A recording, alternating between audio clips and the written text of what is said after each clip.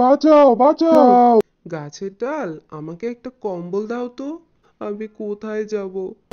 দয়া করে আমাকে বাঁচাও। এ কি? এ তো মোহর।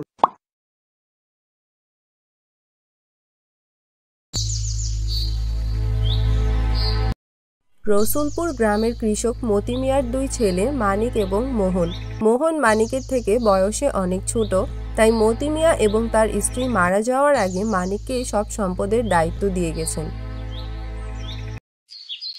শোন, বাবা মা মারা যাওয়ার আগে আমার নামে সবকিছু লিখে দিয়ে গেছে, তোকে কিছুই দেয়নি। তাও তুই ছোট ভাই, তাই আমি তো তোকে বাড়ি থেকে বের করে দিতে পারি না। তাই আমি ঠিক করেছি তুই আজকে থেকে গোয়াল ঘরে থাকবি আর গরু বাছুরগুলো দেখাশোনা করবি। কিন্তু ভাইয়া, আমি গোয়াল ঘরে কেন থাকবো? আমাদের তো অনেক বড় ঘর আছে, আমরা দুজনে তো এই ঘরেই থাকতে পারি। বেশি কথা বলবি না, যা বলছি তাই কর। যা এখন গরু ঘরে গিয়ে দেখ গরুর ঘাস আছে কিনা, আর বাছুরটাকে একটু ঘুরিয়ে নিয়ে আয়। ঠিক আছে ভাইয়া। বড় ভাইয়ের কথায় ভীষণ মনমরা হয়ে মোহন গোয়াল ঘরের দিকে চলল। গোয়াল ঘরে বসে মোহন কাঁদতে লাগলো।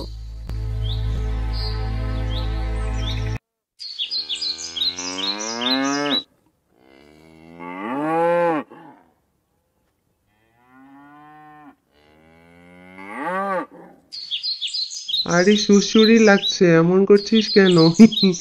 বুঝেছি তুই ঘুরতে যাবি, তাই তো। চল তোকে নিয়ে ঘুরে আসি। মোহন গ্রামের পথ ধরে বেশ আনন্দ করতে করতেই বাছুরটিকে নিয়ে ঘুরতে বের হলো। বাছুরটিকে পেয়ে মোহন তার সব দুঃখ এক নিমিষেই ভুলে গিয়েছে। আমি এখানে বসলাম, তুই বেশি দূর যাবি না কিন্তু।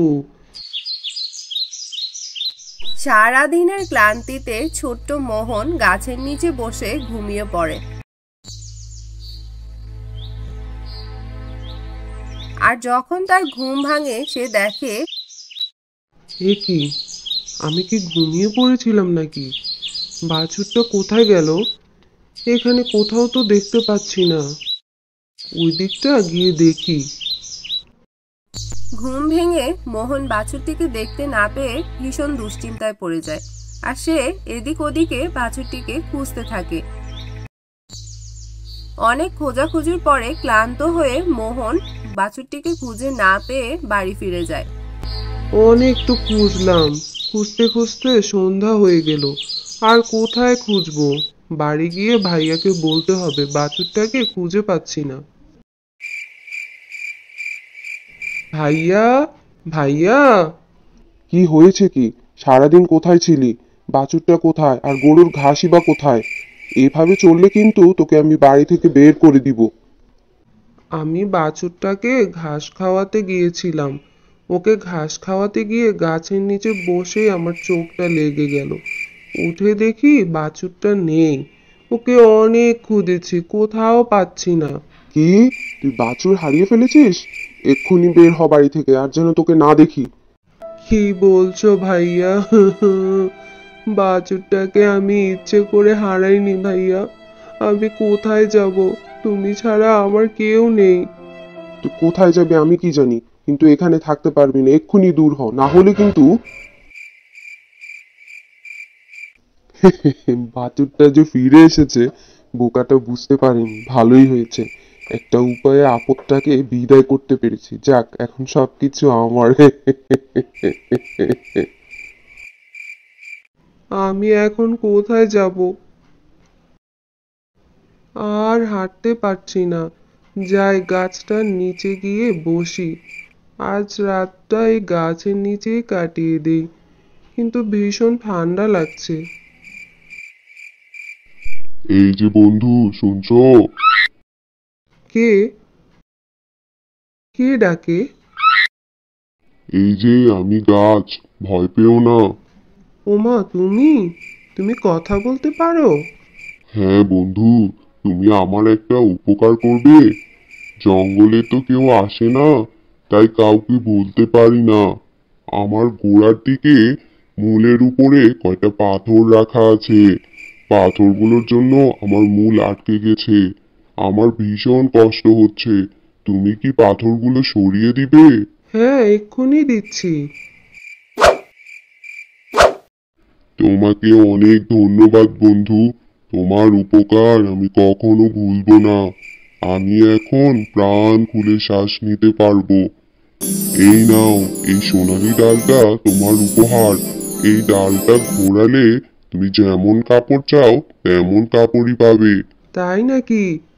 গাছের ডাল, আমাকে একটা কম্বল দাও তো। ও মা, এ তো সত্যি সত্যি কম্বল চলে এলো। তোমাকে অনেক ধন্যবাদ গাছ বন্ধু। আমার একটা গরম কাপড়ের অনেক দরকার ছিল। ধন্যবাদ তো তোমার পাওনা বন্ধু। তোমার জন্য আমি প্রাণ খুলে শ্বাস নিতে পারছি। রাতে মোহন সেই গাছের নিচেই ঘুমিয়ে পড়ল। পরদিন সকাল হতেই মোহন গাছের থেকে বিদায় নিয়ে আবারও চলতে শুরু করলো। 2 দিন ধরে কিছুই খাইনি, ভীষণ ক্লান্ত লাগছে, আর হাঁটতে পারছি না।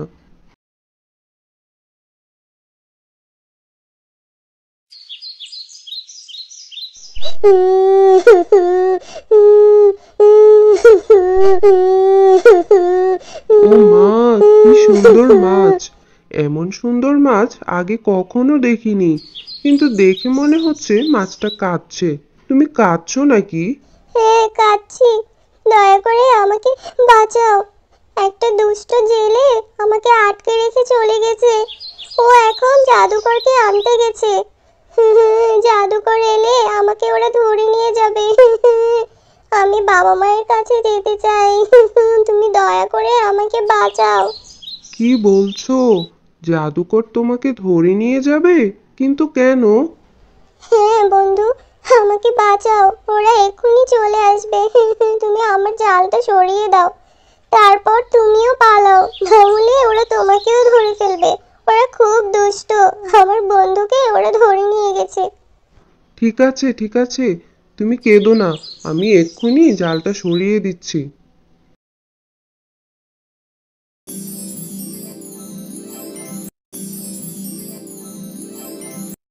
তোমাকে অনেক ধন্যবাদ বন্ধু। তোমার উপকার আমি ভুলবো না। এই হাঁড়িটা তোমার উপহার।